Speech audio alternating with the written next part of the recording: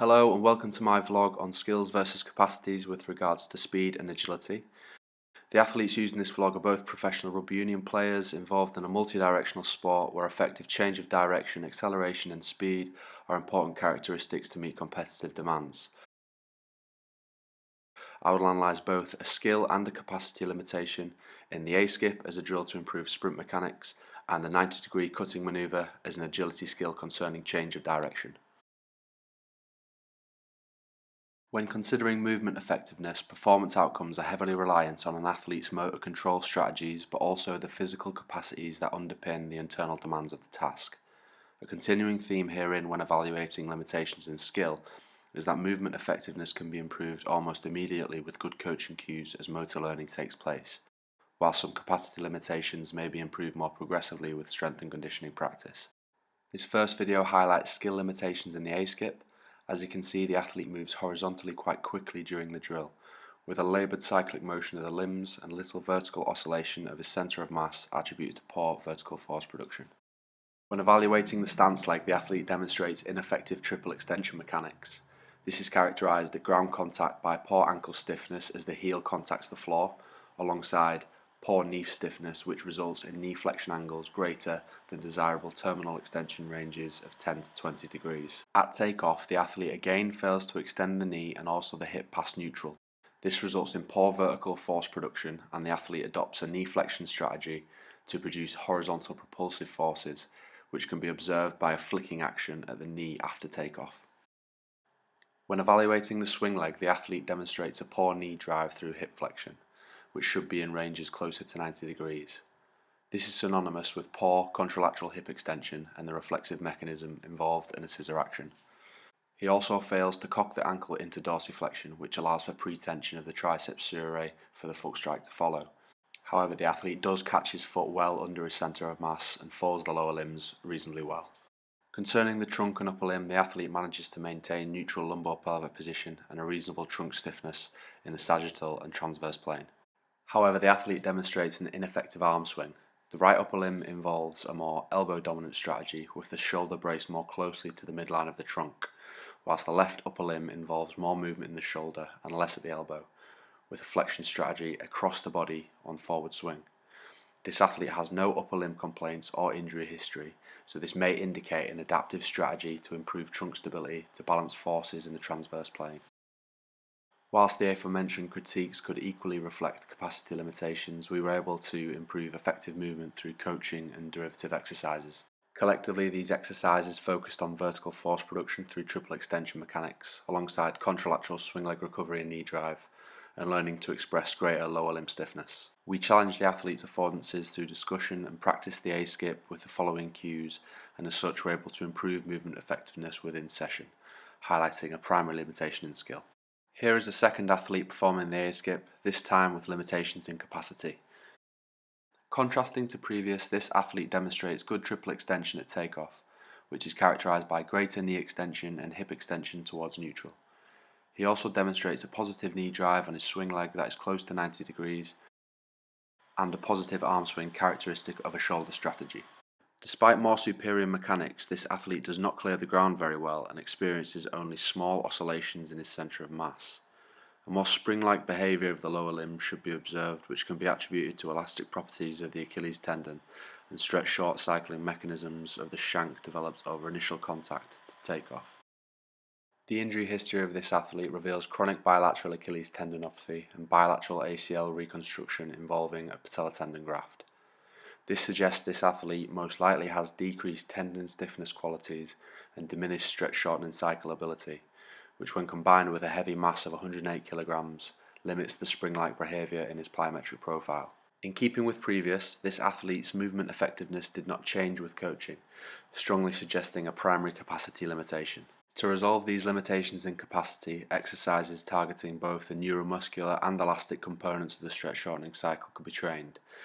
The focus of these interventions would be to improve strength characteristics and reflex sensitivity of the triceps surae muscle group, whilst increasing tendon stiffness of the Achilles through high loads in isolation and in plyometric drills. These improvements in the mechanical properties of the tendon should also help active tendinopathy symptoms and negate pain as a limiting factor in force production. which may ultimately lead to increased movement effectiveness.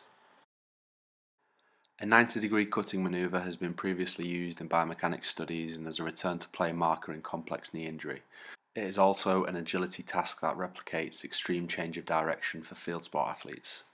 This first video identifies limitations in cutting ability secondary to limitations in skill. When asked to perform a maximal effort, you can see this athlete is unsuccessful in changing direction at a 90-degree angle and steps over the markers. Closer analysis identifies how certain motor strategies result in failure at the task. In the frontal plane, the athlete's cutting step is at a good distance outside his centre of mass. However, you can see the athlete steps with the foot turned inwards. This movement is a result of the hip in an internally rotated position on initial contact. Subsequently, this creates an adduction moment at the knee and results in dynamic knee valgus, which is a predisposing risk factor to an ACL injury. In this position, the athlete is unable to produce sufficient lateral forces to change direction efficiently. A more effective cutting step would involve an initial foot contact whereby the centre of pressure of the foot is more outside of the athlete's centre of mass. The foot strike should be in a neutral or slightly externally rotated position away from the direction of travel. This would require the hip to be in a more externally rotated position on initial contact, allowing greater recruitment of glute max, a smaller knee adduction moment, with less knee valgus and greater lateral force production. Concurrently, the athlete adopts a poor trunk strategy that allows his torso to sway towards his stepping leg, as opposed to towards the intended direction of travel, and along the resultant lateral force vector. As a result, the athlete cannot effectively overcome horizontal forces acting on the body and is unable to change direction to 90 degrees. Analysing the same cutting manoeuvre consecutively in the sagittal plane adds further insight into skill limitations. On initial contact, the athlete sits back into the step and overstrides, with his centre of pressure too far in front of his centre of mass. This may be a strategy to overcome the forces required to decelerate his mass by providing more time for muscular work. As he gets to mid-stance, the athlete continues to collapse into knee and hip flexion and demonstrates poor limb stiffness. When this is combined with an inefficient stepping strategy, it is clear why the athlete is unable to change direction at 90 degrees. Technical reviews of cutting efforts may improve the athlete's affordances, whilst coaching cues such as stay tall, step away, rip the trunk towards the target may benefit this athlete. This second video demonstrates a 90-degree cut with a limitation in capacity. When evaluating this athlete's left side, he demonstrates superior competence over our last athlete at much faster approach speeds. The athlete's cutting step is sufficiently outside his centre of mass, but unlike previous, his foot placement is in a slightly externally rotated position, created by increased external rotation at the hip, a smaller adduction moment at the knee, resulting in superior lateral force production.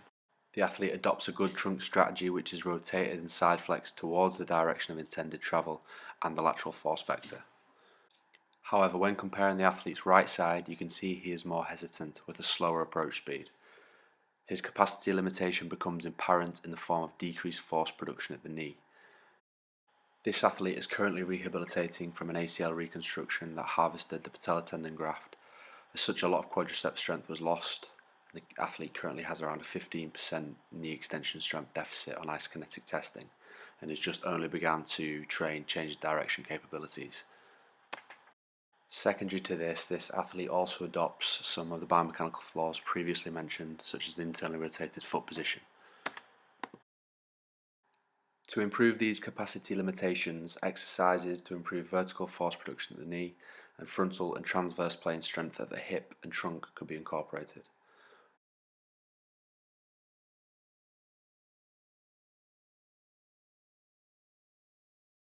Multiplanar plyometric ability can be improved through the use of hide and jumps and special strength exercises such as this rotating step up.